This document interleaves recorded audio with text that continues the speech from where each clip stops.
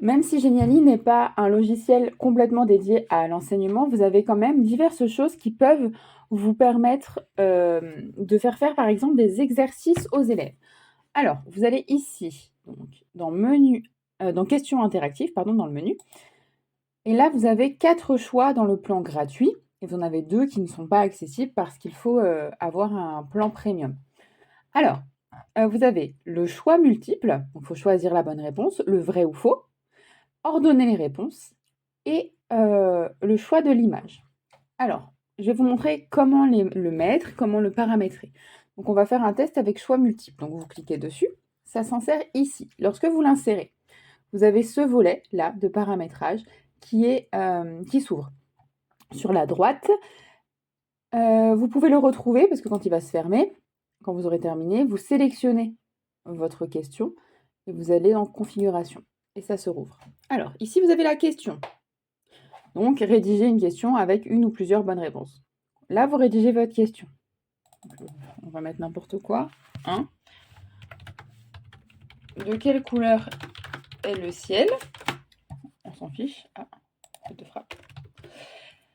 Et là, vous allez ajouter vos réponses. Ici, c'est la bonne réponse. Ok, donc bleu, c'est en vert pour que vous y retrouviez facilement. Rouge et vert. Vous pouvez les réorganiser ici en cliquant sur les 6 petits points qui sont là. Vous les bougez dans l'ordre que vous voulez, ça s'ajuste ici automatiquement. Vous pouvez aussi ajouter une mauvaise réponse. Vous pouvez mélanger l'ordre. Si vous cochez ça, moi je vous le conseille, ça fait à chaque fois, les réponses se remettent dans un ordre aléatoire. Comme ça, il n'y a pas de redondance. Vous n'allez pas faire inconsciemment 3 fois de suite ou toutes les 3 questions, la bonne réponse en haut. Voilà, donc moi je le coche toujours. Ensuite, vous avez action. Donc, marquer entrée pour afficher les bonnes réponses. Donc ça, c'est lorsqu'ils ont répondu, est-ce que ça vous affiche quelque chose? Le commentaire, ajouter un message de réussite, facultatif. Par exemple, vous pouvez mettre bravo. Mince.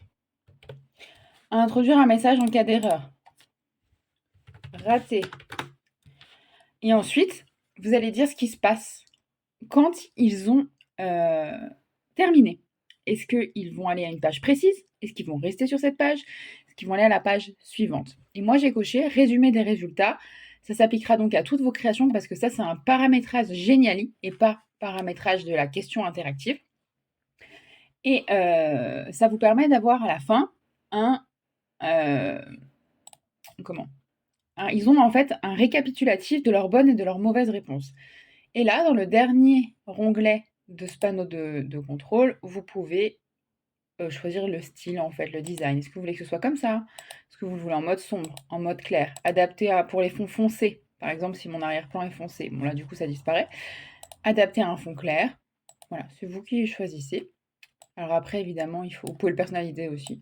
Il faut le redimensionner comme vous voyez, pour que ça couvre les bords du Geniali. Voilà. Donc je rouvre mon panneau de contrôle. Vous avez aussi dans design personnalisé. Voilà, donc maintenant on va regarder ce que ça fait quand j'ai terminé et que je prévisualise. Donc je clique sur prévisualiser. Et là, ma question apparaît. Bon là j'ai mal cadré autour du coup. Donc, de quelle couleur est le ciel? Rouge. Envoyé. Non, raté. Et là, ça lui dit quelle était la bonne réponse. Bleu. Maintenant, page suivante. J'arrive à la page suivante. Voilà. Ça marche pareil pour tout. C'est-à-dire que si vous faites vrai-faux, ça marchera pareil aussi. Votre design est sauvegardé, donc après vous pouvez aller rechanger. Les actions sont sauvegardées aussi, puisque vous êtes sur le même Geniali, donc il part du principe que vous travaillez de la même façon pour chaque exercice. Et là, pareil, rédiger une affirmation, vrai, faux, et là vous dites, il faut cocher là par contre, est-ce que c'est vrai ou est-ce que c'est faux? Quelle est la bonne réponse, vrai ou faux en fait? Donc ça, ce sont les vrais faux. Le choix de l'image. Là, vous allez faire... Alors, le but est de choisir quelle est la bonne image. Vous avez compris, c'est pas difficile. On ouvre le panneau de configuration. Votre question, enfin ce ce que vous leur demandez, quoi. Et là, vous pouvez ajouter une réponse. Vous pouvez changer l'image. Ici, remplacer. Donc, soit depuis dispositif, en gros, c'est ce qui vient de votre ordi, c'est ce que vous importez, soit un lien vers une image en ligne, soit vers la banque d'images. Ça peut être pratique quand on veut leur faire reconnaître un monument, ou je sais pas, enfin bref, vous avez plein de choses. Et pareil, vous pouvez mettre un titre, une légende en fait, ajouter des réponses, mélanger l'ordre. En fait, vous avez toujours les mêmes paramétrages. Ok? Donc là, on est bon. Et pour ordonner les réponses, ben, vous leur mettez par exemple des événements historiques, remettez ces événements dans l'ordre, et ils doivent ici, je vous visualise, je remplis pas tout, mais je vous montre,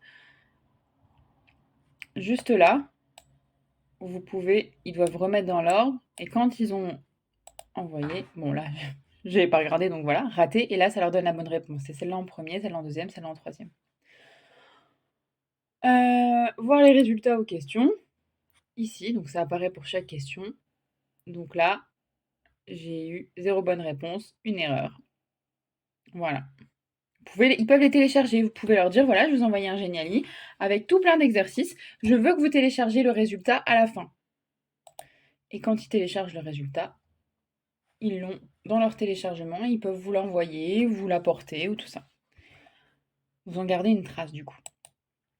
Voilà pour tout ce qui est enseignement. Je vous parle que de ça parce que voilà, là c'est vraiment des choses qui vous permettent de faire des